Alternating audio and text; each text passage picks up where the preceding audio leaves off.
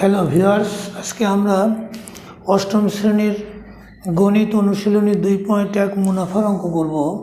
তো এই অঙ্ক করার আগে মুনাফার কিছু সূত্র আছে, সেগুলো আমাদের একটু জানতে হবে।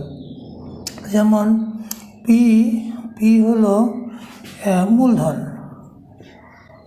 মূলধন, তারপরে আই মুনাফা, তারপরে এ মুনাফা যোগ আসল, মুনাফা যোগ আসল। তাহলে আমরা এখান থেকে লিখতে পারি যে এ সমান পি যোগ আই। আবার আমরা জানি যে মুনাফা আই সমান পি আর এন। অতএব এ সমান, এখানে যদি আমরা আই এর মানটা বসিয়ে দিই, তাহলে P plus P R N. এখানে আমরা এটাকে পিকে যদি কমন নিই, তাহলে 1 প্লাস আর এন। এই সূত্রগুলো দিয়ে মোটামুটি আমরা মুনাফার অঙ্ক করতে পারি। এখন এখানে একটা অঙ্ক আমি লিখে রেখেছি যে বার্ষিক শতকরা মুনাফার হার 10.50 টাকা হলে 2000 টাকার 5 বছরের মুনাফা কত হবে? 100 টাকার 1 বছরের মুনাফা, ঐকিক নিয়ম, এটা মুনাফা হবে 10.50 টাকা। অতএব 1 টাকার 1 বছরের মুনাফা হবে 10.50 ভাগ 100, এত টাকা।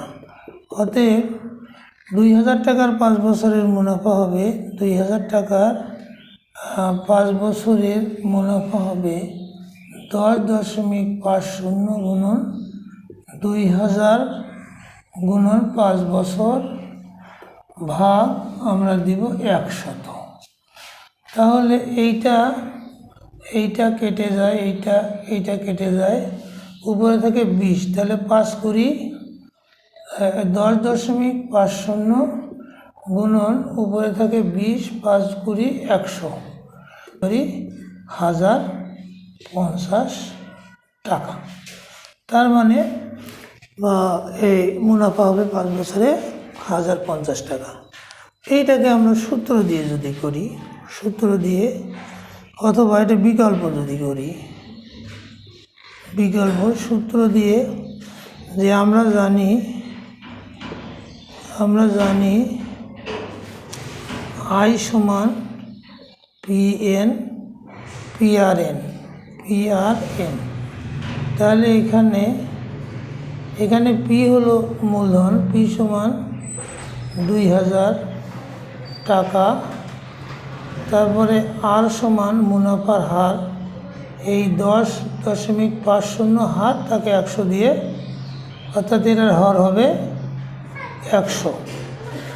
আর এন হলো সময় 5 বছর, সময়টা 5 বছর। অতএব আই সমান 2000 গুণন আর মানে 10.50 ভাগ 100 গুণন সময় 5 বছর। এটাকে আমাদের ওখানে এটা কেটে যায়, এটা কেটে যায়, ওই একইভাবে 10.50 গুণন এখানে 5 করি 100, তার মানে এটাও 1050 টাকা। আমরা যে কোনো একটা করতে পারি, বিকল্পটাও করতে পারি, বিকল্প ছাড়াও আমরা করতে পারি।